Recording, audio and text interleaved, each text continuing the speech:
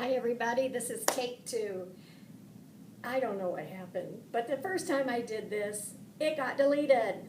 So, I know everybody's first reaction is to go, ugh, I gotta do it again. But just like when a teacher hands you back a piece of paper because you need to fix something, redo something, didn't get it right in the first place, it's okay. That just means you have another opportunity to do it better. Think about that. Do you want to just be okay, or do you want to be somebody that people go, she does her best work, he does an awesome job? Personally, that's the person I want to be. But let's move on from this. All right, so this is for both Superfudge and for My Side of the Mountain. We started taking notes at the beginning of the book, and we called those notes Plotline. Okay, I realize there's a glare on there, but these are in your notes from last time. So if you don't have them, please grab them, because we're going to pick up where we left off, and then this is all we're going to do for notes. It's something very, very important, because it's not just a one-time lesson. You're going to be expected to know this all the way through high school. So whenever you're reading a story, think about the plot line. Okay? We've already talked about number 1, which is exposition. Big fancy word for who are the characters or character, and where did this story take place. Okay? Now, the next thing we have is the inciting incident. Inciting, not exciting. Though they could probably be considered the same thing in this case. The inciting incident is the point where the author grabs your attention. Usually some sort of problem pops up, but something happens that you realize it's going to be a problem and it has to be solved. So, here's your characters and setting at number 1, and then number 2 is your inciting incident. So, inciting incident. Let's write the moment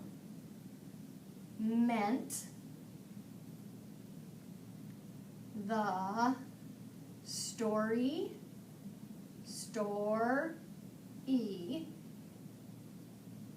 gets exciting, or a problem pops up. Okay? So that's right here before we start going uphill.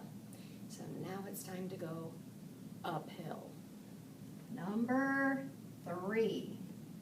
3 is the rising action. For all of you in my class, how do we spell shun? That's right. T-I-O-N. Or S-I-O-N. Okay, so the rising action, that's all the details that come after your problem has been presented that lead up to the most exciting thing in the whole story, which we call the climax. So what can we put for rising action? Things that lead to the most exciting part, which is the climax. Okay?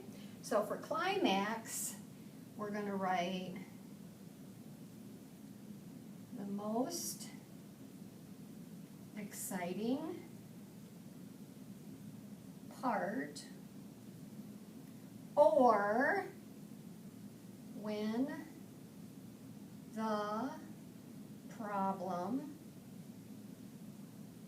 is solved. Okay? Give you a second to get caught up.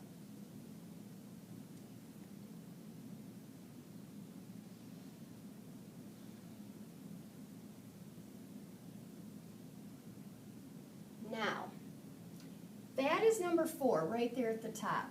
Before I go any further, I have to tell you that not every plot line looks the same.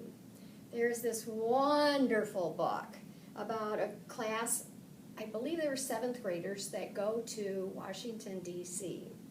And that plot line looked like this. It was barely flat at all, and then it got very exciting quick, and then they resolved that issue, and then it got exciting again, and they resolved that issue, and then it got exciting again, and they resolved that issue. And this literally went on for the whole book. And then, boom, they were done. So, plot lines can have more than one climax. Because that book, I swear, it had at least 20, if not more. So, that brings us to number 5. Any guesses? If this is rising action, what do you think it is on this side? Go ahead, say it out loud.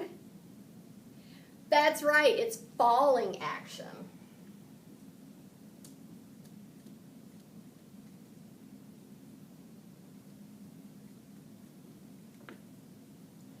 Things that happen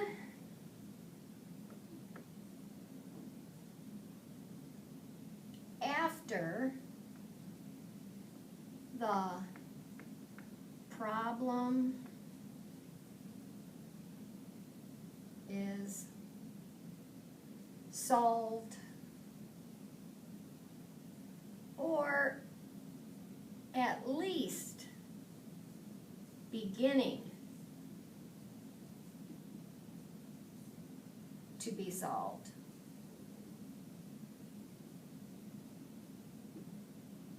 Okay? Now, while you guys are writing that, I'm going to make us some more room up here where you already took your notes the very first time. And remember, you can always pause this and copy down what you need to copy. You're only going to have to do this one time. I'm not going to make you do this for every story I read, but I'd like you to refer back to it in all the stories that I will read in the future. Because I will ask you things like, what was the inciting incident in the story? Who is the main character? Where did this story take place? What happened after the problem was solved? Name me one thing that happened during the rising action. And then I might ask you, number 6, what was the resolution? Okay, how did the story end?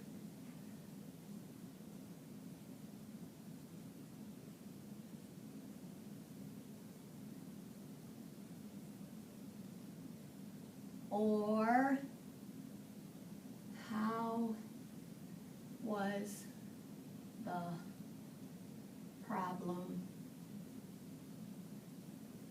solved?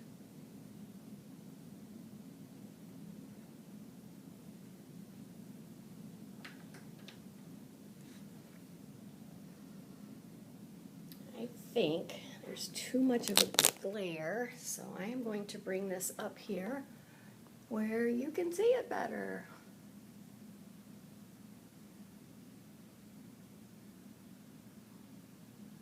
Here, now I think you can get the whole thing. Pause it if you need to, because my arms aren't going to last very long holding this up like this.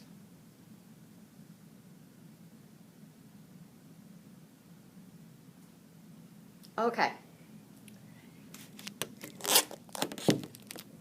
So, once you have this done, put them where you know they are so that you can refer back to them. And now, let's get busy reading the rest of Superfudge and My Side of the Mountain. I'll see you in the next chapter.